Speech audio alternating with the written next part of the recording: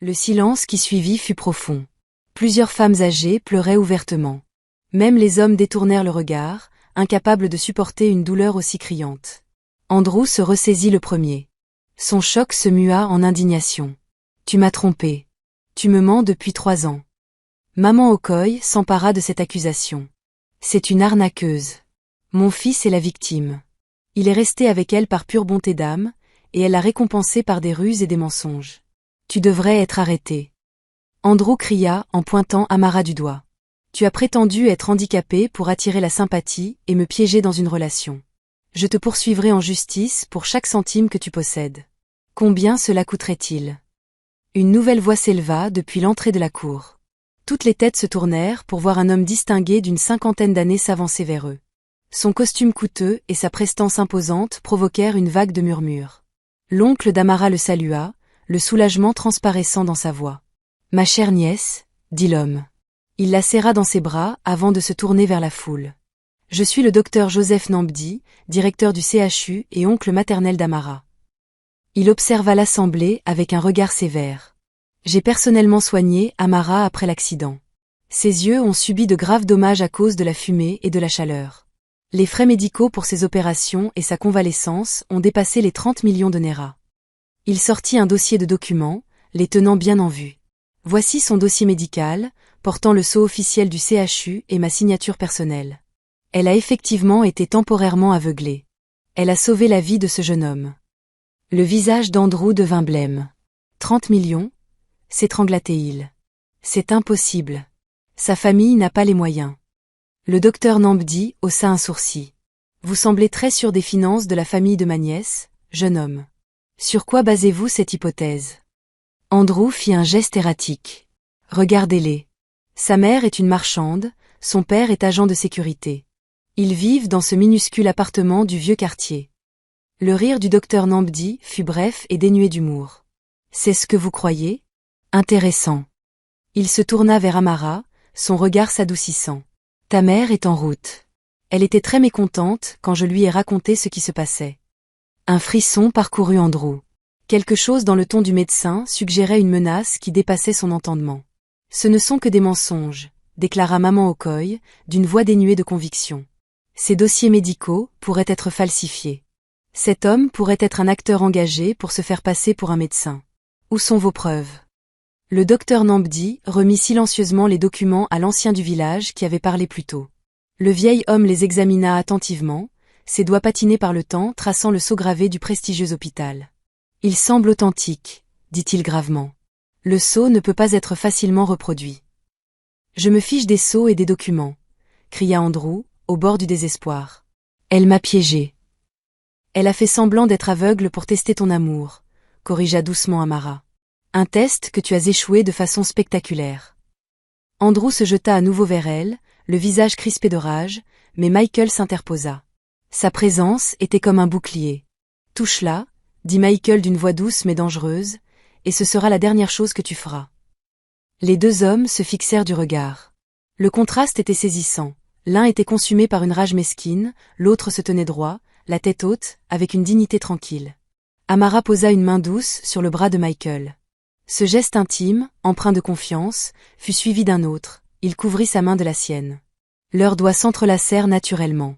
Un non-dit passa entre eux, une connexion plus profonde que leur arrangement initial. « Ce n'est rien, maman Okoye », insista cette dernière, bien que sa voix tremblât légèrement. « Et alors si elle voit ? Et alors si elle a suivi un traitement médical coûteux ? Sa famille n'est toujours rien. Les agents de nettoyage et de sécurité sont au-dessous de nous. » Le docteur Nambdi regarda sa montre. « Vous semblez très sûr de l'identité de la famille de ma nièce, maman Okoye. Je pense qu'il est temps que vous appreniez la vérité. » Comme prévu, le bruit d'un autre véhicule approchant attira l'attention de tous. Un silence retomba sur l'assemblée, chacun attendant de voir qui d'autre entrerait dans ce drame qui avait déjà réservé tant de surprises. « Ma sœur est arrivée », annonça le docteur Nambdi, un sourire aux lèvres. « Maintenant, nous allons voir qui se tient vraiment au-dessus de qui. » Le cœur d'Amara s'emballa. Le moment de la révélation finale approchait, celui où Andrew et sa famille apprendraient exactement qu'ils avaient méprisé et trahi. Elle serra la main de Michael, puisant sa force dans sa présence constante. La vérité était sur le point de tout changer. Tous les regards se tournèrent vers l'entrée du complexe. Une femme d'apparence modeste apparut.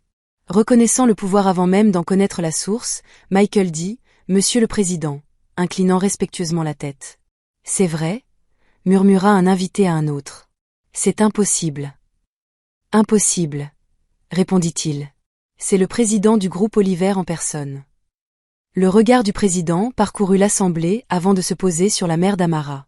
À la surprise générale, il se prosterna immédiatement devant elle, signe suprême de respect dans la culture nigériane, rarement accordé par un homme de sa stature à quiconque, encore moins à une femme en tenue simple. « Mes plus profonds respects, madame, » dit-il en se relevant. « Lorsque mon fils m'a appelé pour me raconter les événements d'aujourd'hui, j'ai dû venir en personne.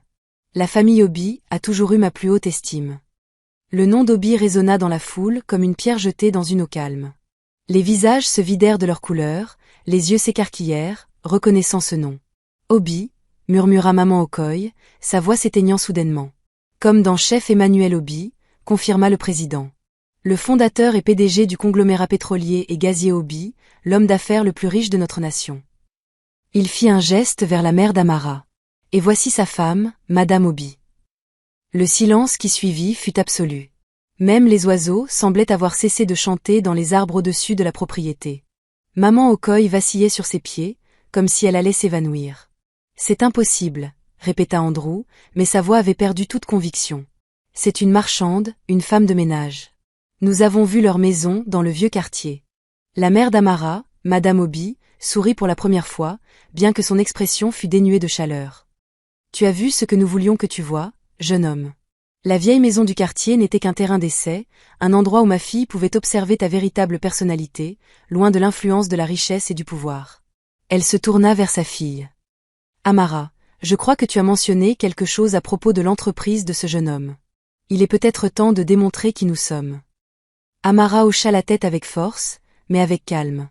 Elle sortit son téléphone et passa un appel. « Ici Amara Obi », dit-elle clairement. « Mettez en œuvre le protocole 7 pour Okoye Construction immédiatement. »« Oui, fermeture complète. »« Merci. » Elle raccrocha et regarda Andrew droit dans les yeux. « Ton entreprise vient de perdre tous ses contrats, sa ligne de crédit et sa licence commerciale. D'ici demain matin, Okoye Construction n'existera plus que dans les mémoires. » Le visage d'Andrew se tordit d'incrédulité et de rage. « Tu ne peux pas faire ça. Mon entreprise vaut des millions. J'ai des projets dans 3 États. » Tu avais des projets. Tu avais une entreprise. Maintenant, tu n'as plus rien, corrigea Amara froidement.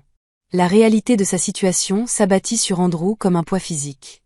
Ses yeux erraient frénétiquement, à la recherche d'une issue, d'une solution. Ils tombèrent sur Amara, la belle et puissante Amara, fille de l'homme le plus riche du pays. Son expression passa instantanément de la rage à une supplication désespérée. Il tomba à genoux devant elle et lui prit les mains. « Amara, mon amour », supplia-t-il d'une voix mielleuse, empreinte de fausse contrition. « J'ai été idiot, je n'ai pas compris. Pardonne-moi, nous pouvons encore être ensemble. » Elle recula sous son contact, comme s'il la brûlait. « Ensemble, après ce que tu as fait. » C'était un malentendu, insista-t-il, attrapant l'ourlet de sa robe. « Je n'ai jamais pensé ce que j'ai dit. C'était Blessing qui m'a égaré. Elle m'a séduit quand j'étais vulnérable. » Blessing, qu'il avait observé en silence, horrifié, s'avança, indigné. « Comment oses-tu? Tu es venu vers moi. Tu m'as poursuivi. Tu as dit que tu n'étais resté avec Amara que par peur qu'elle te poursuive pour l'accident. » L'expression d'Andrew se tordit de fureur. Il se jeta sur Blessing, ses mains se refermant sur sa gorge dans une poigne féroce. « Ferme-la, espèce de bonne à rien. » 2 hommes de Michael intervinrent et tirèrent Andrew loin d'elle avant qu'il ne puisse lui faire du mal. Blessing s'effondra à genoux, toussant et se tenant la gorge, les yeux écarquillés de terreur. « Ça suffit. » La voix d'Amara trancha le chaos. « Que chacun ici soit témoin de la vraie nature de l'homme que j'ai failli épouser. Un homme qui trahit, qui ment, qui lève la main avec violence lorsqu'il est acculé. » Elle se tourna pour s'adresser à toute l'assemblée, sa voix ferme et claire. « Depuis 3 ans, j'ai porté un bandeau pour tester le caractère de cet homme.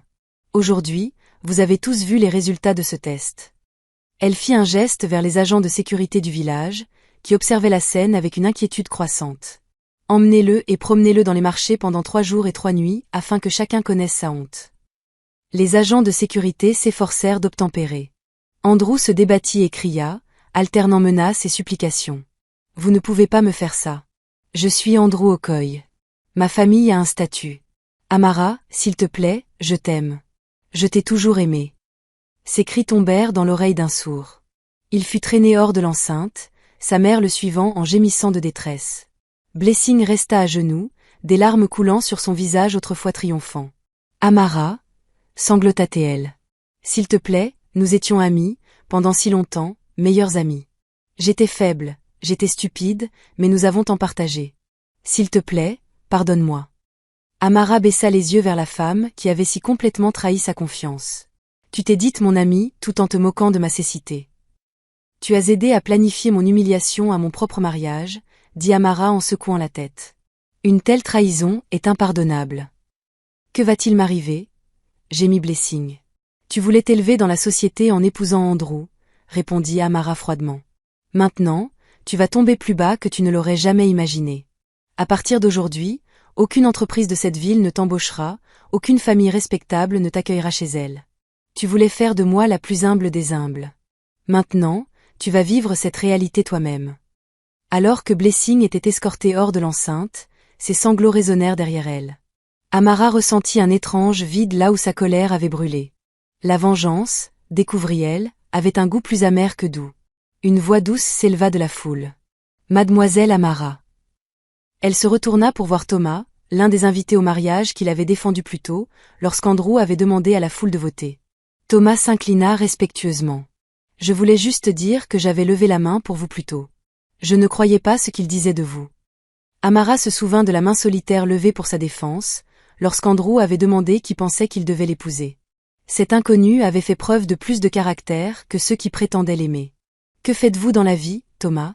Demanda-t-elle. Je suis comptable, mademoiselle, répondit-il. Mais le travail est rare ces derniers temps. Venez au siège d'Obi lundi, lui dit-elle. Nous avons un poste de directeur à pourvoir au sein de notre service financier. Quelqu'un avec votre intégrité est exactement ce dont nous avons besoin. Le visage de l'homme s'illumina d'incrédulité et de joie. Merci, mademoiselle Amara, merci. Tandis que les invités restants commençaient à se disperser, chuchotant avec enthousiasme les incroyables événements de la journée, Amara sentit une légère caresse sur son bras. Elle se retourna et trouva Michael à ses côtés, la couronne de corail toujours posée sur sa tête. « Tout va bien ?» demanda-t-il doucement, ses yeux emplis d'une inquiétude qui n'avait rien à voir avec son statut ou sa fortune. Cette simple question, si sincère, si bienveillante, brisa le mur de force qu'elle avait maintenu tout au long de la confrontation. Des larmes coulèrent sur ses joues, tandis que l'énormité des événements de la journée la submergeait. « Je l'aimais, murmura-t-elle, la voix brisée. Pendant 3 ans, je pensais qu'il en valait la peine. Toute cette douleur, ces faux-semblants, toute cette obscurité. Je l'aimais vraiment. » Michael l'entoura de ses bras, offrant un réconfort sans attente. « Il n'a jamais mérité ton amour, » dit-il doucement. « Mais un jour, quelqu'un de digne en sera béni. » Elle posa la tête contre son épaule. Amara sentit quelque chose d'inattendu remuer son cœur. Pas l'amour, pas encore, mais la possibilité d'une telle chose. Une graine plantée dans un sol fertile, attendant le bon moment pour germer. Sa mère s'approcha, posant doucement une main sur le dos de sa fille. « Ton frère sera bientôt là, » dit-elle. Il a été retenu par certaines affaires. Amara hocha la tête, comprenant ce qui restait non dit. Son père et son frère s'assuraient probablement que la punition d'Andrew aille bien au-delà d'une simple parade publique, que la famille Okoye subirait pleinement les conséquences de sa cruauté et de sa trahison. « Es-tu prête à poursuivre le mariage ?» demanda doucement sa mère. « Pas avec lui, » précisa Amara, jetant un coup d'œil vers l'endroit où Andrew avait été emmené. « Mais avec un homme qui a fait ses preuves. » Amara leva les yeux vers Michael, étudiant ouvertement son visage pour la première fois, sans feindre la cécité. Elle y vit de la gentillesse, de la force, et quelque chose qui, avec le temps, pourrait se transformer en amour. « Je crois, » dit-elle prudemment, « que cela dépendra si ce mariage fait toujours partie de notre arrangement ou s'il s'agit de quelque chose de plus. » Les yeux de Michael la fixèrent. Cela avait commencé comme un arrangement, admit-il, mais, debout ici, voyant ta force et ton cœur, je me surprends à espérer que cela puisse devenir quelque chose de réel. L'honnêteté de ces mots toucha Amara profondément. Pas de fausses promesses, pas de grandes déclarations, juste une simple vérité et le courage de la dire. Avant qu'elle ne puisse répondre, le bruit de véhicules approchant annonça l'arrivée de nouveaux venus dans ce rassemblement déjà spectaculaire. Mon père et mon frère sont là, dit Amara en redressant les épaules. Voyons si ce mariage aura lieu. Un silence s'installa dans l'enceinte à l'approche d'un dernier cortège de véhicules. Contrairement à l'étalage ostentatoire des arrivants précédents, il s'agissait de 3 SUV noirs discrets, aux vitres teintées, ornés de drapeaux diplomatiques. L'autorité discrète qu'ils projetaient parlait plus fort que n'importe quelle démonstration de richesse. Du véhicule de tête émergea un homme grand et distingué, dont la simple présence attirait l'attention. Il portait un agbada blanc, simple mais exquis, orné de subtiles broderies dorées. Son allure était royale, sans être ostentatoire. Les perles de corail autour de son cou, plus grosses et plus brillantes que celles de la couronne de Michael, le distinguaient sans équivoque comme un chef du plus haut rang. Derrière lui se tenait un homme plus jeune, la trentaine, sans aucun doute son fils, avec la même prestance imposante, mais une touche plus moderne dans sa tenue traditionnelle. Le chef Thomas Oliver s'approcha immédiatement d'eux, serrant chaleureusement la main de son aîné. « Emmanuel, mon vieil ami, votre fille a fait honneur au nom d'Obi aujourd'hui. » Le chef Emmanuel Obi hocha solennellement la tête. « Et votre fils a honoré l'héritage d'Oliver. » Sa voix était grave, mesurée, chaque mot pesant sans besoin d'être tonitruant. Les invités restants, ceux qui n'avaient pas fui, honteux, après les révélations précédentes, se prosternèrent ou firent une révérence, comprenant maintenant pleinement l'ampleur de la famille dont la fille avait été méprisée. Plusieurs anciens tremblaient visiblement, reconnaissant qu'ils étaient en présence d'un homme dont l'influence s'étendait jusqu'au plus haut niveau du gouvernement et des affaires. Amara se détacha de l'étreinte réconfortante de Michael et courut vers son père, oubliant toute bienséance dans l'émotion du moment. « Baba » murmura-t-elle tandis qu'il l'enlaçait. « Ma précieuse fille » dit le chef Obi, son visage sévère se fissurant pour révéler une profonde tendresse. « Tu as fait preuve d'un courage incommensurable. » Son frère se joignit à l'étreinte, formant un cercle de force familiale. « J'ai eu envie de briser les jambes de cet imbécile quand j'ai entendu ce qu'il a fait, » murmura-t-il, provoquant un rire larmoyant d'Amara. « Je pense que nous avons trouvé une punition plus appropriée, » répondit-elle en essuyant ses larmes. Le chef Obi tint sa fille à bout de bras, examinant attentivement son visage. La question est maintenant de savoir si aujourd'hui restera un jour de justice ou deviendra aussi un jour de célébration. Son regard se tourna vers Michael, qui se tenait respectueusement à l'écart, attendant qu'on le salue. Libérant Amara, le chef Obi s'approcha du jeune homme qui était resté aux côtés de sa fille lorsqu'elle semblait n'avoir rien. Michael s'inclina profondément, la couronne de corail sur sa tête, capturant la lumière du soleil de l'après-midi. « Jeune Oliver » dit le chef Obi, sa voix portant à tous les présents. « Vous avez fait preuve d'une qualité rare aujourd'hui. Vous avez défendu une femme dont vous pensiez qu'elle n'avait rien à offrir, hormis son caractère. Une telle intégrité est rare en ce monde. »« Merci, monsieur » répondit Michael, maintenant le contact visuel, respectueux mais non soumis. « Mais je dois corriger une hypothèse. Lorsque j'ai rencontré votre fille, j'ai immédiatement vu qu'elle avait tout à offrir. Courage, dignité, intelligence. Sa valeur n'avait rien à voir avec sa vue ou son statut. » Un murmure d'approbation parcourut l'assemblée. L'expression sévère du chef Obi s'adoucit. « Bien parlé » dit-il d'un ton léger. Il jeta un coup d'œil à sa femme, qui hocha la tête presque imperceptiblement. « J'ai cru comprendre que vous aviez offert une dot pour la main de ma fille. »« C'est exact, monsieur » confirma Michael. « Même si je réalise maintenant qu'aucune offrande matérielle ne pourrait égaler sa véritable valeur. » Le chef Obi étudia le jeune homme avec attention. « Dans notre tradition, le mariage n'est pas seulement entre 2 individus, mais entre des familles. Le nom d'Oliver est respecté. Ton père est un homme honorable. Mais le plus important pour moi est le caractère dont tu as fait preuve aujourd'hui. » Il se tourna vers Amara. « Ma fille, qu'en dis-tu ? Cet homme est venu à ton secours lorsque tu étais vulnérable. Il est resté à tes côtés lorsque tu as subi l'humiliation. Mais un engagement à vie exige plus qu'une seule journée de noblesse. Souhaites-tu poursuivre ce mariage ? » Tous les regards se tournèrent vers Amara. La question restait en suspens, non pas un père imposant sa volonté à sa fille, mais un parent respectant son choix après s'être assuré de la valeur de son prétendant. « J'aimerais un moment pour parler à Michael en privé, » dit Amara d'une voix ferme. Le chef Obi hocha la tête en signe d'approbation. « Prends le temps dont tu as besoin. Nous attendrons ta décision. » Amara conduisit Michael dans un coin tranquille de la propriété, à l'ombre d'un jacaranda en fleurs.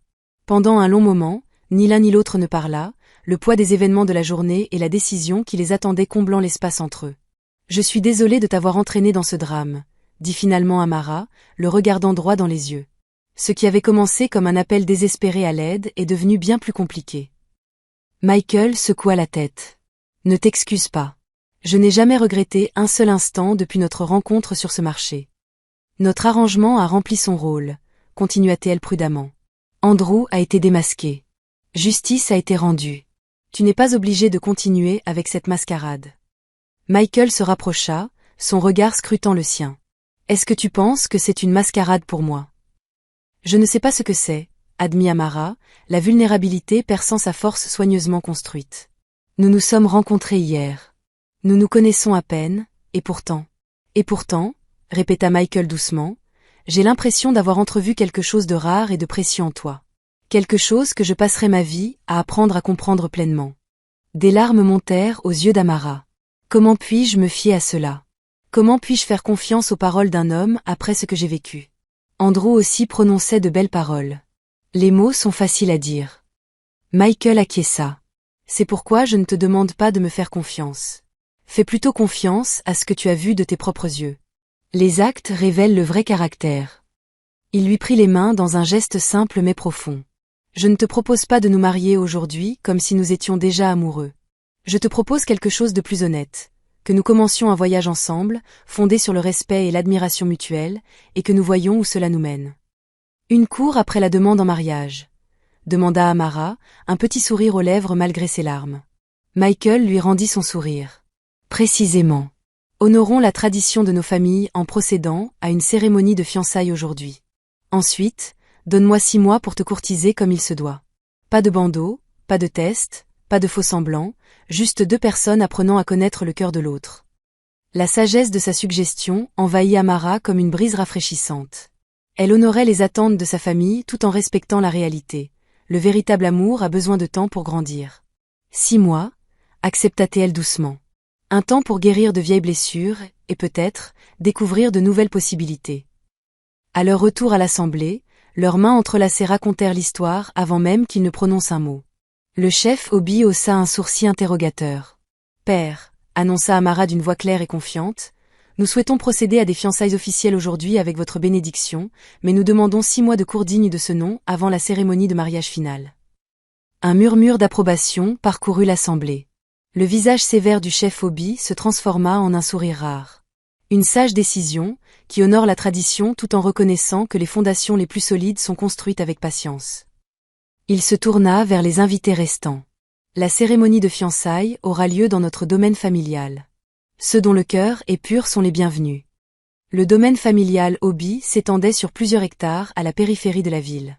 Son parc, luxuriant, était agrémenté d'arbres centenaires et de jardins fleuris.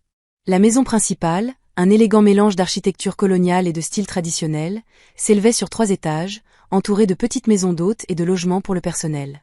Au crépuscule, la grande pelouse se transforma. Des centaines de lanternes suspendues aux branches d'arbres majestueux projetaient une lumière dorée sur les convives. Les longues tables, drapées de lin blanc et ornées de fleurs fraîches, constituaient un régal pour les yeux avant même que les plats élaborés ne soient servis. Les joueurs de tambour et les danseurs du village exécutèrent des chants traditionnels, leurs mouvements racontant d'anciennes histoires d'amour, de famille et d'honneur. La mélodie envoûtante des tambours parlants emplissait l'air. Les invités ne parlaient que de la cérémonie. Amara avait changé sa tenue de mariage pour une robe traditionnelle plus décontractée, mais tout aussi belle, d'un violet profond, ornée de touches argentées qui mettaient en valeur la tenue de Michael. Assis côte à côte sous un des tissés de fleurs fraîches, elle se surprit à étudier son profil, remarquant la douceur dans son regard, la dignité tranquille dans son maintien. « C'est étrange », lui murmura-t-elle, tandis que les anciens récitaient les prières traditionnelles. « Hier, j'ai cru que ma vie s'achevait. Aujourd'hui, c'est comme un commencement. Je n'aurais jamais imaginé. » Michael lui serra doucement la main. « Parfois, l'univers a de plus grands projets que nous ne pouvons l'imaginer. » La cérémonie de fiançailles se déroula avec tous les éléments de la tradition. Les familles échangèrent des cadeaux symboliques. Les anciens offrirent des bénédictions, et des libations de sagesse furent versées en l'honneur des ancêtres. Au moment de la présentation officielle des familles, le chef Obi se tenait debout avec une dignité inégalée. « Aujourd'hui, nous unissons non seulement 2 jeunes, mais 2 héritages, déclara-t-il. Les bâtisseurs et visionnaires de la famille Obi, ainsi que les innovateurs et pionniers de la famille Oliver. Plus importante que notre richesse ou notre influence, c'est le caractère dont nos enfants ont fait preuve. Amara, avec sa force et sa sagesse. Michael, avec son intégrité et sa compassion. Le chef Thomas Oliver se leva pour le rejoindre. Que cette union apporte non seulement du bonheur personnel à nos enfants, mais aussi des bénédictions à nos communautés et à notre nation. Que leurs forces combinées créent un héritage qui honore nos deux familles. À la fin de la cérémonie, Amara se retrouva entourée de vœux sincères, cette fois-ci de la part de personnes authentiques, et non de faux amis qui l'avaient abandonnée au premier signe de difficulté. Sa mère la serra dans ses bras en murmurant « Je suis si fière de la façon dont tu t'es comportée aujourd'hui. Tu as fait preuve d'une véritable dignité face à la cruauté. » Son frère ajouta avec un sourire « Et la nouvelle qu'Andrew ne se remettra jamais de ce que tu lui as fait subir s'est déjà répandue dans la ville. » Je ne voulais pas de vengeance, admit Amara discrètement.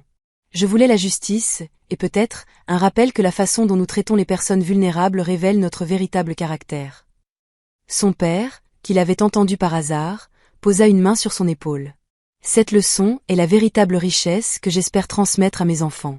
Plus précieuse que toutes nos entreprises et nos propriétés est la sagesse de voir au-delà des apparences, jusqu'au cœur d'une personne. Tandis que la célébration se poursuivait autour d'eux, Michael conduisit Amara dans un endroit calme, près d'un petit lac d'agrément. Le reflet de la lune et des étoiles scintillait à la surface de l'eau, émergeant une à une dans le ciel qui s'assombrissait. « Veux-tu me parler de toi ?» demanda Amara. « Du vrai toi.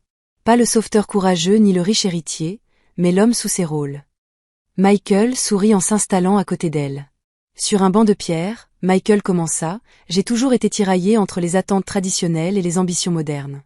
J'ai étudié l'ingénierie à l'étranger, mais je suis revenu pour honorer l'héritage familial. J'ai une passion pour les bâtiments durables que mon père ne comprend pas entièrement. Je suis têtu sur mes principes, mais je n'arrive pas à dormir si je me suis disputé avec quelqu'un qui compte. » Amara se surprit à sourire. « J'aime ces contradictions. Elles semblent réelles, et toi aussi. » Michael demanda « Qui est Amara, au-delà du test, au-delà du bandeau ?»« Je suis encore en train de le découvrir, » admit elle. « Pendant 3 ans, j'ai joué un rôle. J'ai surveillé mes mots, caché mes capacités. J'aime l'art et la littérature. J'ai des opinions bien arrêtées sur tout, de la politique à la mode. Je pleure devant des films tristes, mais jamais dans la vraie vie. Je suis d'une loyauté farouche, mais j'ai du mal à pardonner la trahison. Toute une vie ne suffirait pas à vous connaître tous, dit doucement Michael, mais je chérirais chaque découverte en chemin. » La sincérité dans son regard toucha quelque chose au plus profond du cœur blessé d'Amara. Sans le guérir complètement, elle entama un processus qu'elle n'avait pas cru possible ce matin-là. 6 mois, lui rappela-t-elle avec un petit sourire. 6 mois, accepta-t-il. Bien que je soupçonne déjà connaître la conclusion de notre histoire. Amara haussa un sourcil, provocatrice. Michael tendit la main et traça doucement la courbe de sa joue du bout des doigts. Certaines vérités se révèlent en un instant, même si la sagesse exige que nous les honorions avec patience. Alors qu'ils rejoignaient la célébration, entourés de vœux sincères et de l'étreinte affectueuse de leur famille, Amara réfléchit à l'étrange voyage qui l'avait amené ici. Le bandeau, qui avait été son test, avait paradoxalement révélé plus qu'il ne dissimulait, lui montrant le cœur véritable des gens. En perdant un faux amour, elle avait trouvé la possibilité d'une vie authentique. Dans la trahison, elle avait découvert sa propre force et dans les ténèbres de la tromperie, elle avait trouvé le chemin vers une vérité plus éclatante. Comme le dit un ancien proverbe, le caractère est comme l'or éprouvé par le feu. Aujourd'hui, le feu avait consumé les faux-semblants, ne laissant que le réel et le vrai briller à la lumière d'un nouveau départ.